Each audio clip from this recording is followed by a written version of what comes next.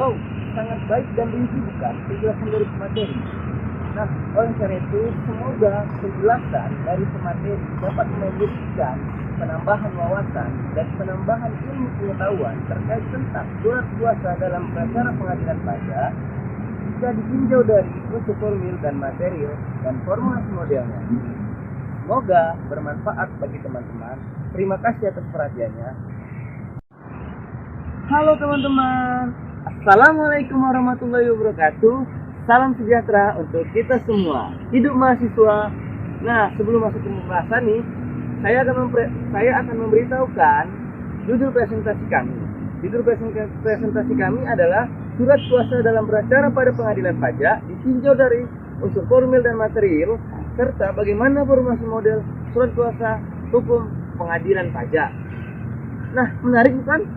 Maka dari itu, mari kita bahas. Pepatah mengatakan, tak sama kata saya.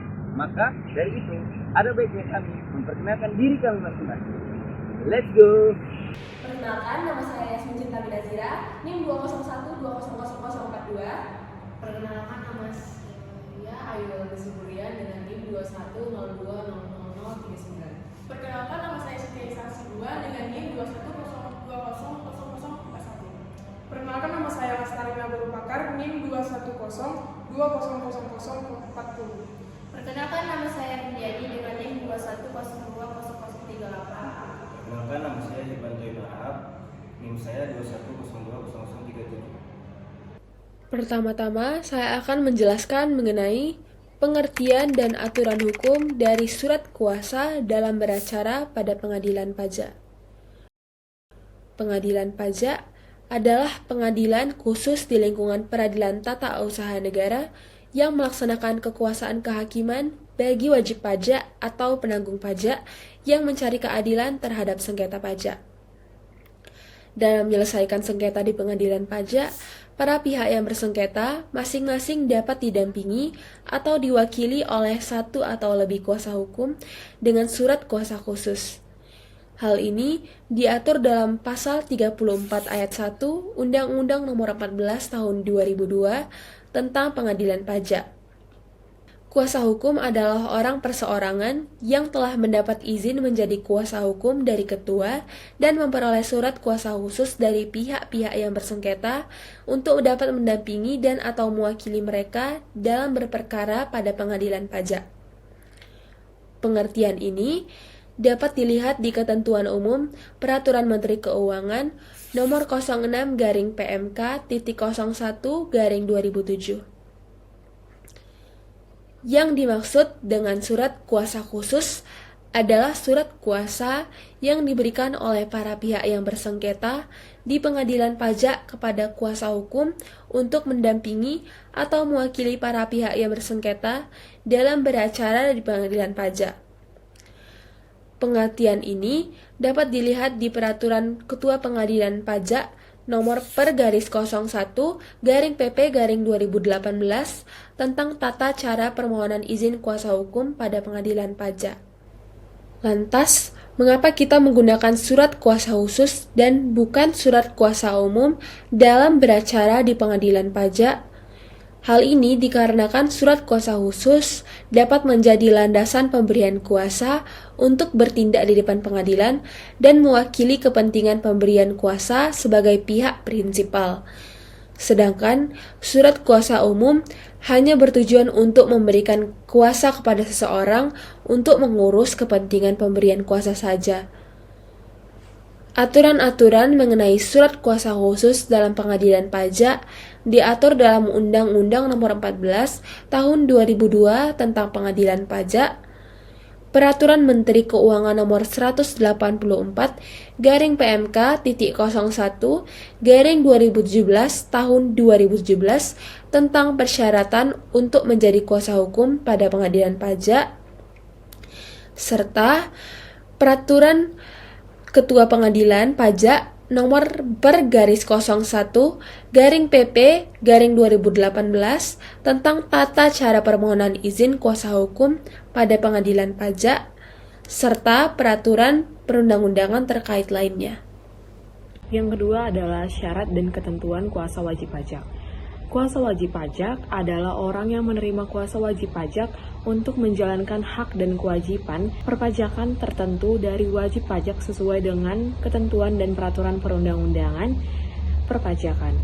Kuasa wajib pajak harus memenuhi beberapa syarat, antara lain yang pertama, mengenal ketentuan peraturan perundang-undangan di bidang perpajakan. Yang kedua, memiliki surat kuasa khusus dari wajib pajak yang memberikan kuasa. Yang ketiga, memiliki nomor pokok wajib pajak atau NPWP.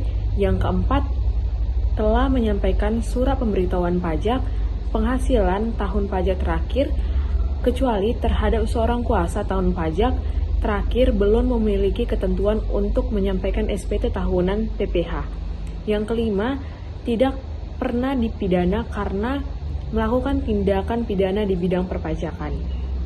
Ketentuan tentang kuasa wajib pajak diatur lebih dalam lagi di dalam Undang-Undang Nomor 28 Tahun 2007 tentang perubahan ketiga atas Undang-Undang Nomor 6 Tahun 1983 tentang ketentuan umum cara perpajakan, Peraturan Pemerintah Nomor 74 Tahun 2011 tentang kuasa wajib pajak, dan Peraturan Menteri Keuangan Nomor 299/PMK /03/2014 tentang kuasa wajib pajak.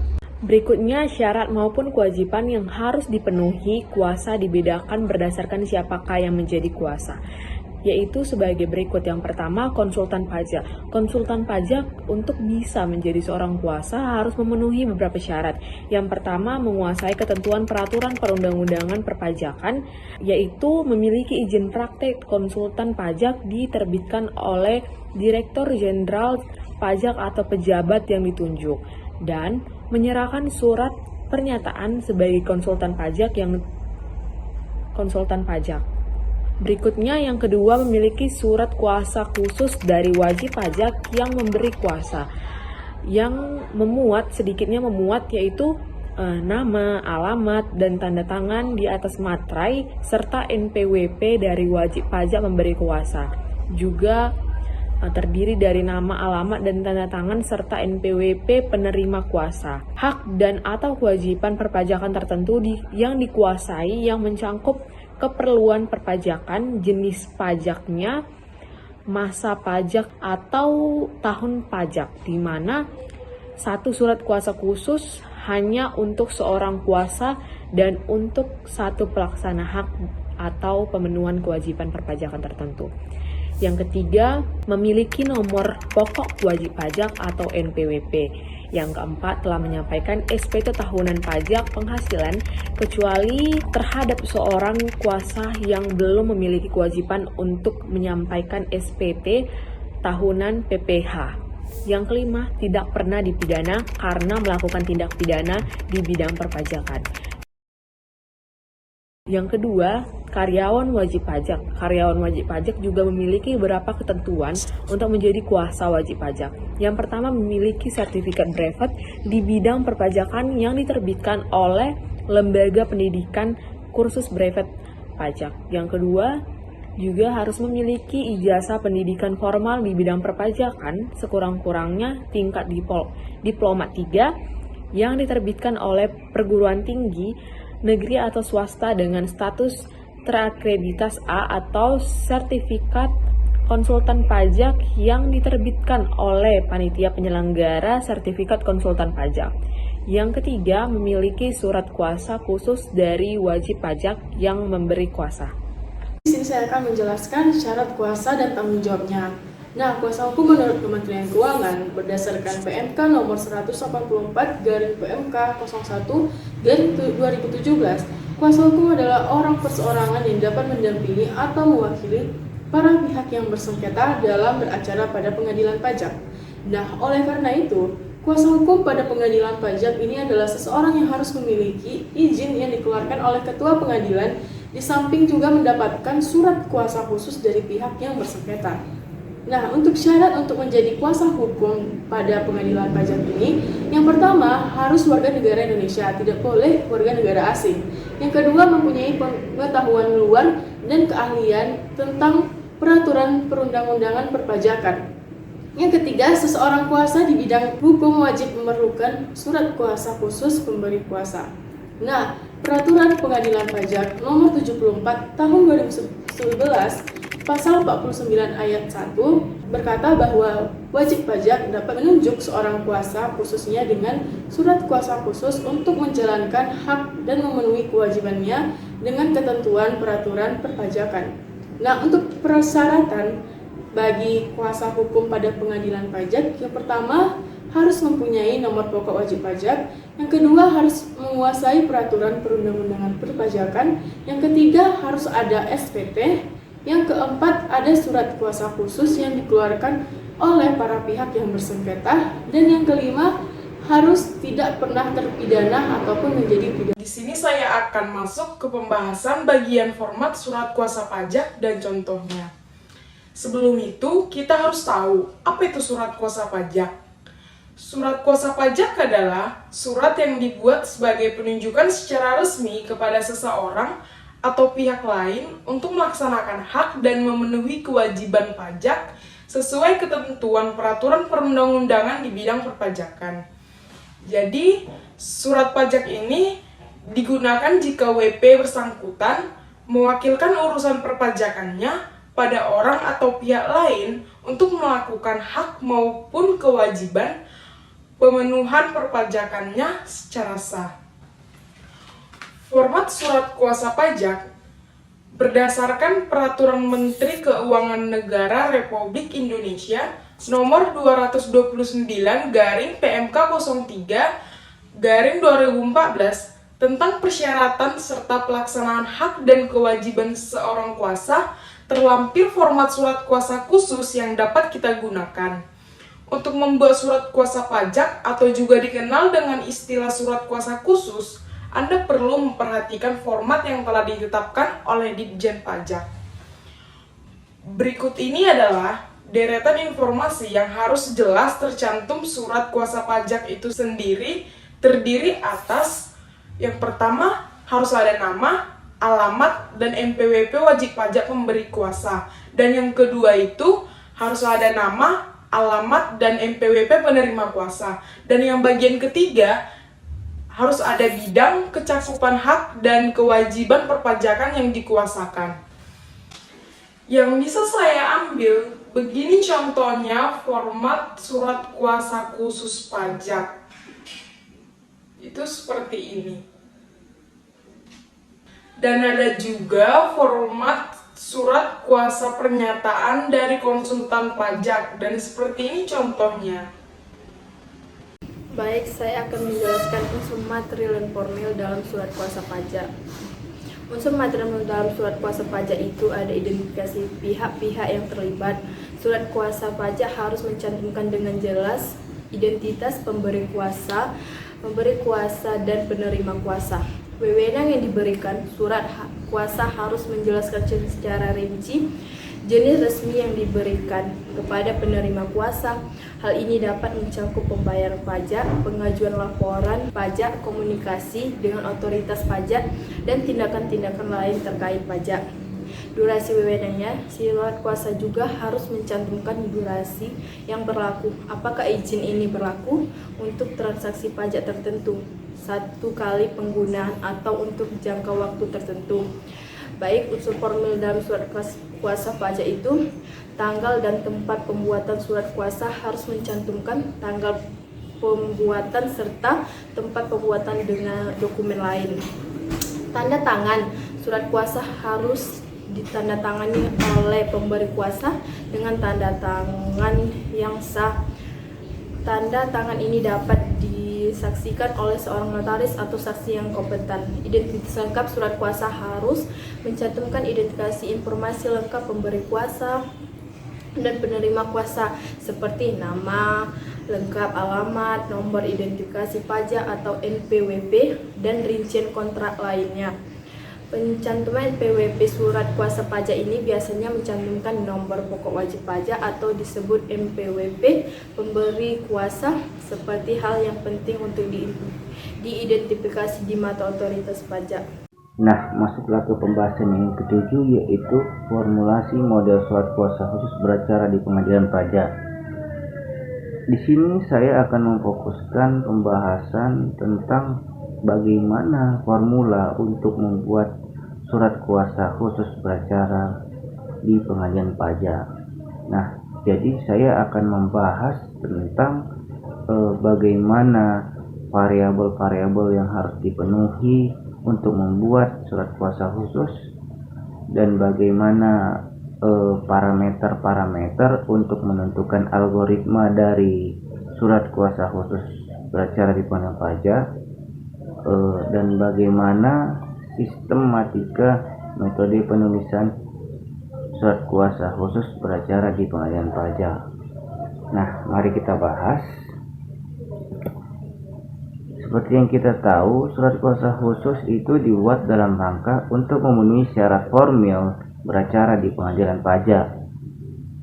Nah, untuk sistematika penulisan surat kuasa khusus beracara di pengadilan pajak itu adalah: 1.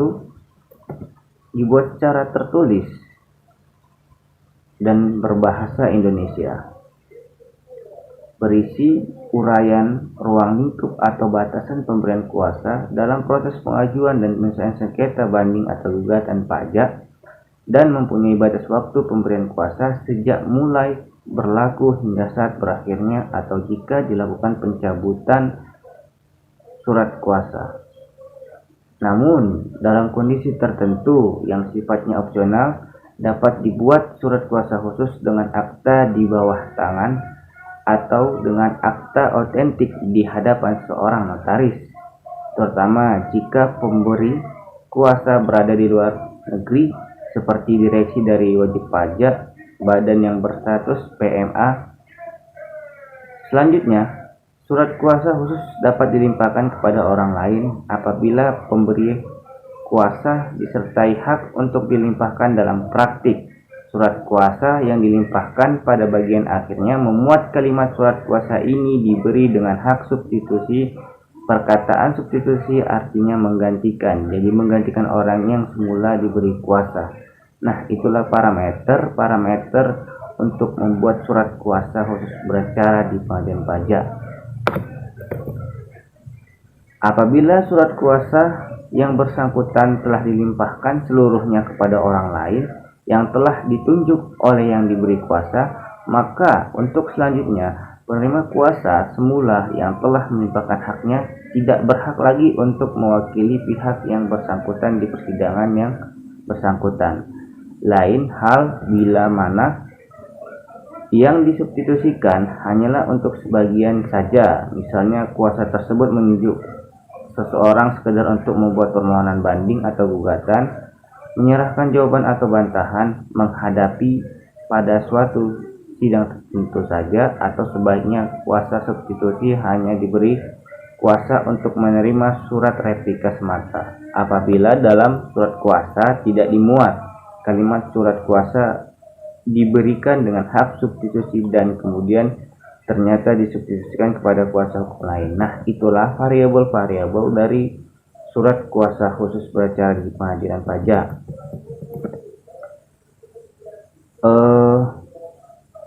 Jika ditinjau dari segi tujuan dan ruang lingkup pemberian kuasa, maka surat khusus kuasa beracara di pengadilan pajak itu ada dua model, yaitu surat khusus yang dapat digunakan wajib pajak, yaitu surat khusus tujuan pelaksanaan administrasi perpajakan dan mengajukan upaya administrasi di KPP dan DJP atau non litigasi yang diberikan kepada karyawan wajib pajak atau konsultan pajak, dan surat kuasa khusus beracara di pengadilan pajak. Nah, sekian pembahasan dari saya. Lebih dan kurang saya mohon maaf. Wow, sangat baik dan rinci bukan penjelasan dari pemateri. Nah, oleh karena itu, semoga penjelasan dari pemateri dapat memberikan penambahan wawasan dan penambahan ilmu pengetahuan terkait tentang surat kuasa dalam beracara pengadilan pajak jika ditinjau dari unsur formil dan material dan formulasi modelnya. Semoga bermanfaat bagi teman-teman. Terima kasih atas perhatiannya.